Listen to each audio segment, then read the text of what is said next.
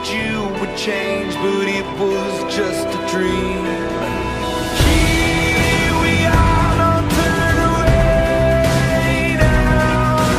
We are the warriors that built this town. Here we are, don't turn away. Salut à tous et à toutes, c'est Black Sama et aujourd'hui on se retrouve pour une nouvelle vidéo, top 3 de mes meilleurs mangas que j'ai regardé, donc animé, je veux dire top 3 de mes meilleurs animés où il me trouve beaucoup. Excusez-moi, je sais que je suis un peu con, mais bon. Donc, on se retrouve pour aujourd'hui top 3 de mes meilleurs animés que j'ai regardé. Donc c'est mon top 3 à moi. Donc je sais que je fais pas beaucoup de vidéos car il y a les cours, donc j'essaie des fois de faire des vidéos mais c'est vraiment très difficile. J'avais fait une vidéo mais elle s'est fait supprimer quoi. J'ai pas pu vous sortir la vidéo. Qui fait là aujourd'hui je vous refais une autre vidéo. Donc top 3 de mes meilleurs animés que j'ai lu, que j'ai regardé plutôt. On commence tout de suite avec Big Order. Donc je vous raconte le synopsis. Hashtag Wikipédia. Il y a 10 ans, un enfant a sauté la destruction du monde. Désormais, une personne a la capacité d'accorder des souhaits à toutes les personnes en faisant. Ces derniers sont appelés Order. Parmi ces gens, l'un d'entre eux se distingue par la possibilité de régner, de conquérir le monde et de transformer les gens en marionnettes. Ce pouvoir appartient à Oshimiya Eiji, qui est également responsable des phénomènes destructeurs qui sont passés il y a 10 ans.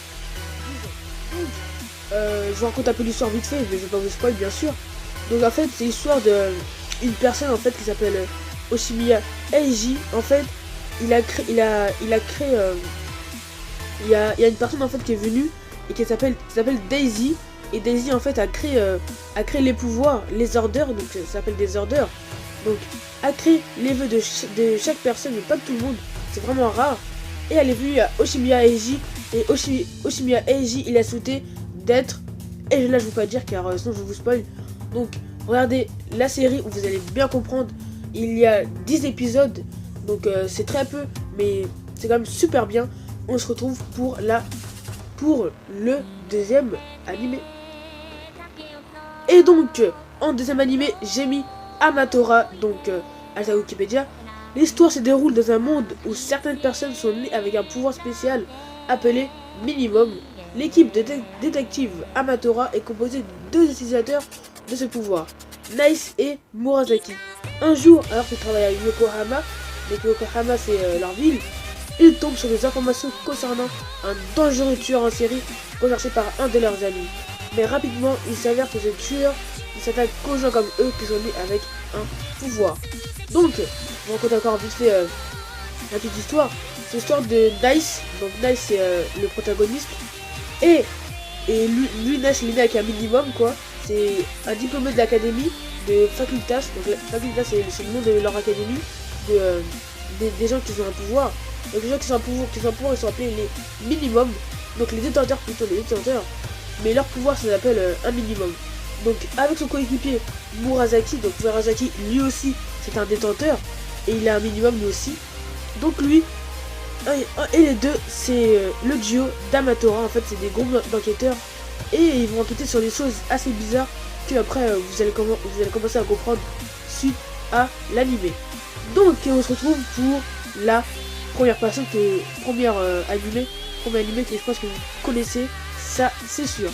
Donc en premier, je sais pas comment ça se dit, j'ai mis hashtag Wikipédia Tokyo Ghoul.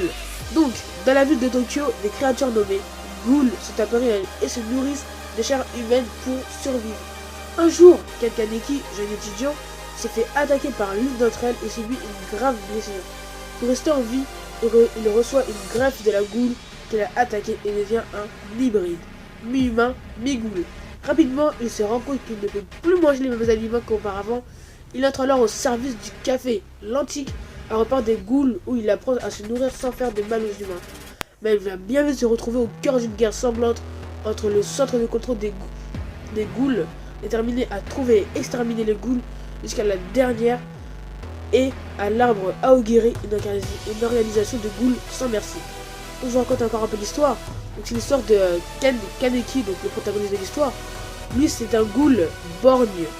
Donc un ghoul borgne c'est un ghoul qui a un seul œil, un seul Kakugan, ça s'appelle. Un Kakugan, ça s'appelle leurs yeux de ghoul. Vous allez voir dans l'animé, c'est noir et rouge, c'est assez classe.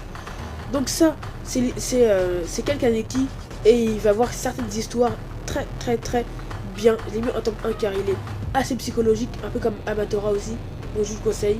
N'hésitez pas à vous abonner et à dire aussi votre top en commentaire. Ça fait toujours plaisir que je regarde vos commentaires car je lis tous les commentaires. Moi j'en ai pas beaucoup, mais bon.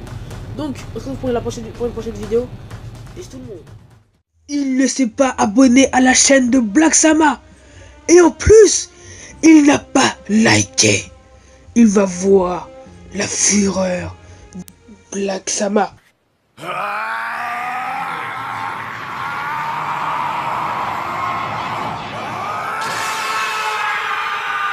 Non, non.